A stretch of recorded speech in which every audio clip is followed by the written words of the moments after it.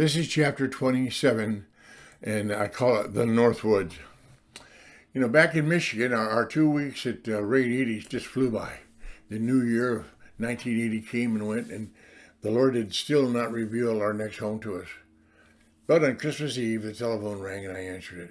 A young lady named Doreen was on the line. She knew Ray and Edie and from church and just needed to talk to someone. We spoke for an hour or so, and I encouraged her in her life. She was single and had gotten off to a bad start with a dysfunctional family as a child. And as we talked, I realized this was the young woman that I gave my last $20 to in the church meeting when they were taking the offering. Doreen became a lovely part of our lives for many years. She later married and had her own family. Ray and Edie had become like parents to her, guiding her through the maze of her life. Like Ray and Edie, Steve and Barb were our friends. They were disciples of the Lord, and they offered us to stay in their condominium in Novi, Michigan, with their family of 4 kids. We moved into their basement and set up house just after the 1st of January, 1980. Linda and I prayed much, waited with expectation for the manifestation of our house, and learned more patience. The condominium was getting smaller by the day, and we knew something had to give. We had other friends, David and Carol, who lived in Lansing, Michigan. Carol was Linda's closest friend while growing up, and David and Carol had been born again in 1978. They owned property at a place in Bear Lake. At Bear Lake, I should say. It's the township of Kalkaska, Michigan, in northern Michigan. David was a home improvement contractor and operated a fairly large business in the Lansing, Michigan area. In February, we received an invitation from David and Carol to live in the home on their property at Bear Lake. It was unfinished as a year-round home, but was a cozy walkout basement with a flat roof covering and would be suitable for us to live in. David had 3 very active teenage sons from a previous marriage, and every weekend they would accompany him and Carol to the cabin from Lansing to ride snowmobiles and just generally roughhouse. They would usually arrive on Friday mornings and stay until late Sunday evening. During those crowded weekends, Linda, our sons, and I would fade to the background and allow the sons and their girlfriends to make a mess in the house. On Monday, when it was just us again, we would clean and straighten the house until their arrival the following weekend. This was a very difficult time for Linda. I remember that I was feeling very lost and discouraged with the life we were living, especially for my sons and wife. I asked Linda in joining me in praying to be released from this lifestyle so I could return to work and support us with my labor. She readily agreed, and as we knelt before the Lord requesting to be released, He spoke to both of us. Go ahead. We were excited, and as we waited, we realized that He had a harness on us that prevented us from anything else. We told Him that we could not quit without His release. He said, "That's right." And He quoted the scripture, "If any man thinks he stands, let him take heed lest he fall." We realized then and there that He had put us in His will, and we could not break free from it without going into flat-out rebellion, which we would not do. Each week that passed was like a month. The winter's snow continued with accompanying winds and freezing temperatures. It was not a pleasant place for us, and we would not have chosen it for ourselves. We began to imagine what the Israelites must have felt like living in the wilderness. We had food provided by David and Carol. They had manna provided by God. We had no activity day to day. They sat in their tents watching the sun go across the sky. We were transient, as were they. We had God in our lives, and they did too. However, they did not recognize Him. We did.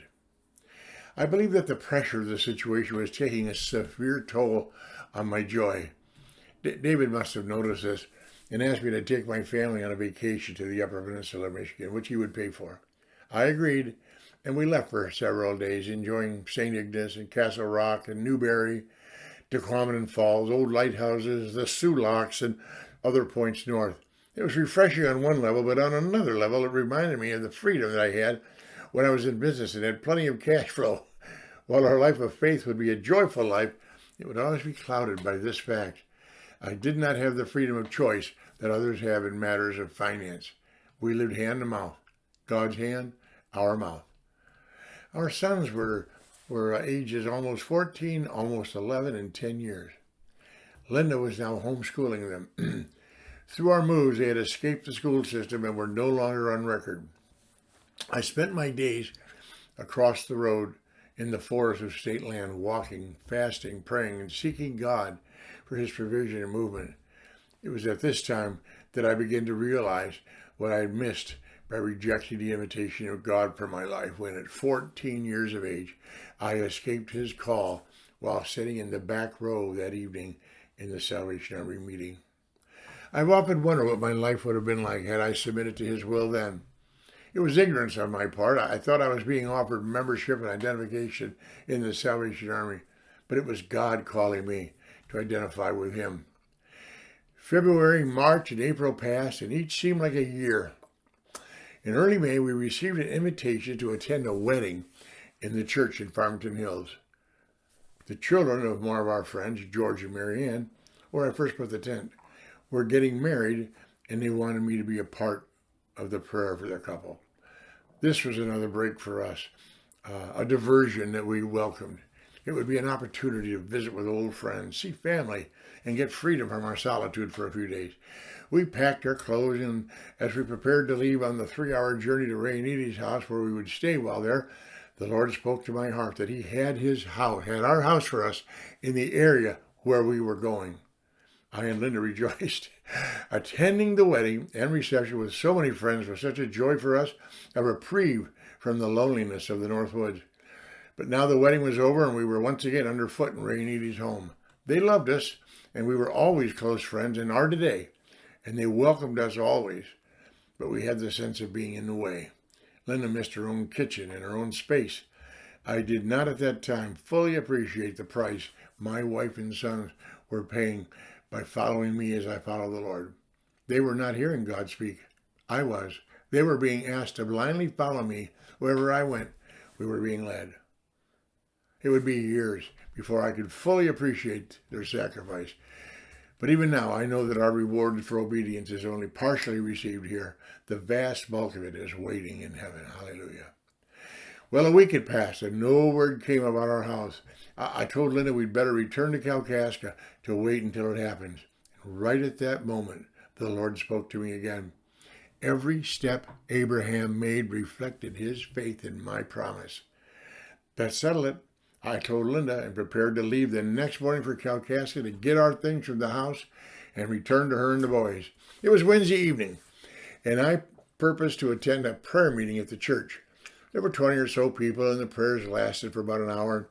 As we were departing, the Lord told me to tell the people about our house. I balked. Lord, these people would understand my request. I'm not asking for a rental or to purchase a house. You know I have no money for a house. They won't understand that I don't work for money. I thought about the prayers that had gone up for people in dire straits and impossible situations around the world. How could I talk about my house? It continued to press me. So I told them that I had one more prayer request, that God had promised us a home in the area, and I wanted him to manifest it to us. There, that was simple enough. Someone prayed over me that God would grant us grace or something like that. I thanked him and went my way. The next morning, I left in our station wagon for Kalkaska all alone. And upon my arrival there, I called Linda. And she told me that earlier that morning, a woman named Phyllis had called her saying that Linda did not know her, but she had met me at a prayer meeting the night before. She told Linda that we had prayed for our house and that she believed that she and her husband, John, had our house. I was excited. I told Linda I'd pack the car, leave the next morning to return to her. Later that evening, after the car was packed and I was ready for sleep, I called Linda to find that she had visited the house and that it was a 3-bedroom brick ranch on 5 acres with a small barn on 7 Mile Road in Livonia, Michigan. It was part of a larger development deal and was going into foreclosure. John and Phyllis had control of the property and would do what they wished for now, and we would possibly have a year or so to live in it rent-free. The house had not been lived in for quite some time.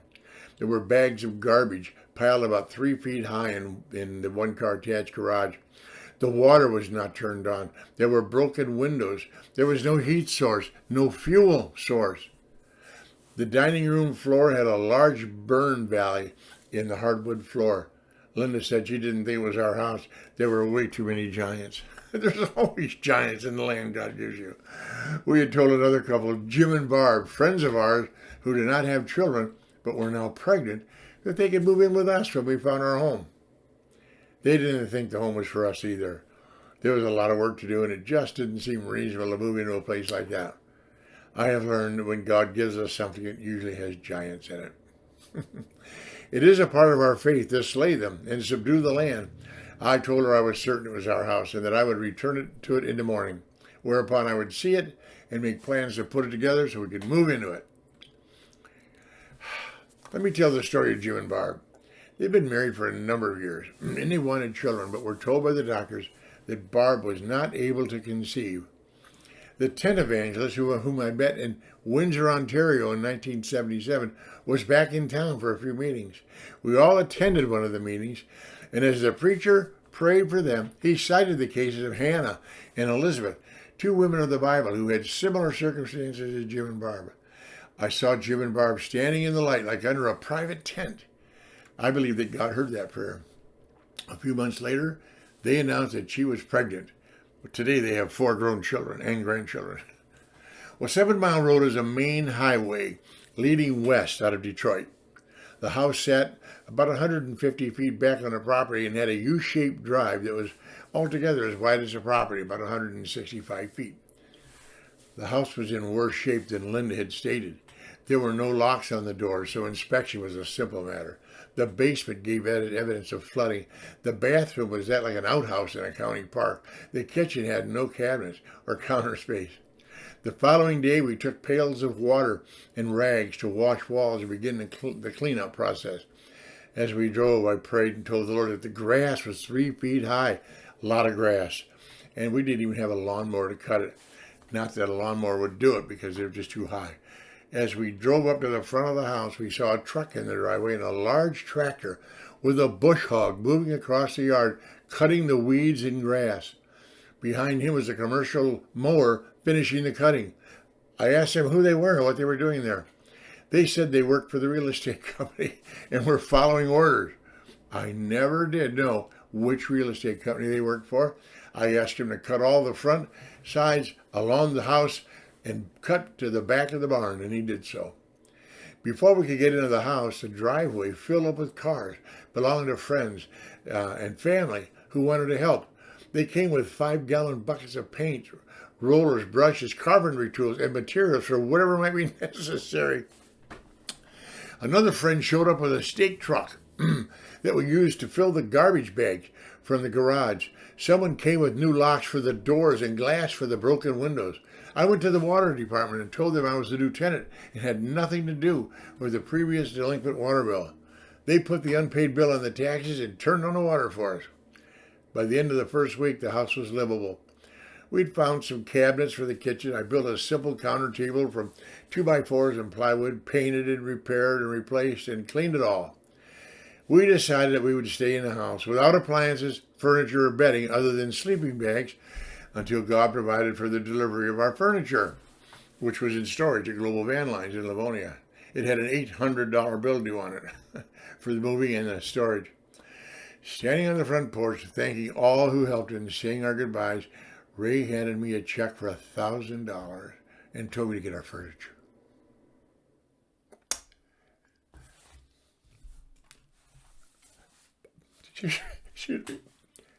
Linda and I just wept before the Lord that night for his goodness and mercy. It was awesome to realize that God was so near to us and so meticulous in providing for our needs. The sense of security was overwhelming. We knew that though some of his ways are difficult for us, in the final analysis, he would always do the right thing if we left our choices to him. We did not know that this house would be our home for the next 4 years and would be an integral part of our journey, learning of the fathomless love and goodness of God in his guidance and provision, as well as creating wonderful memories that thrill me and brings me to tears even now as I speak them.